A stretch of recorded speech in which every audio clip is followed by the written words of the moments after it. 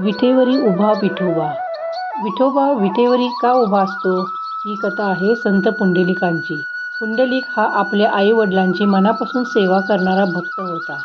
भगवंत श्रीकृष्ण विठोबाची भेट घेण्यासाठी पंढरपूरला आले तेव्हा पुंडलिक आईवडिलांची सेवा करण्यात मग्न होता.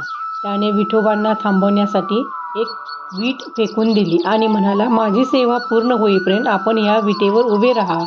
भगवंताने भक्ताच्या सेवाभावाचा मान ठेवून त्या विटेवर उभे राहून त्याची वाट पाहिली.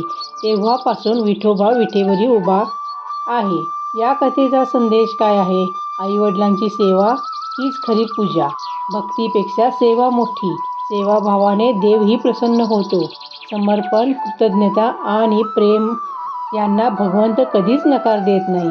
विठ्ठल विठ्ठल जय हरी विठ्ठल विठ्ठल विठ्ठल जय हरी विठ्ठल विठ्ठल विठ्ठल जय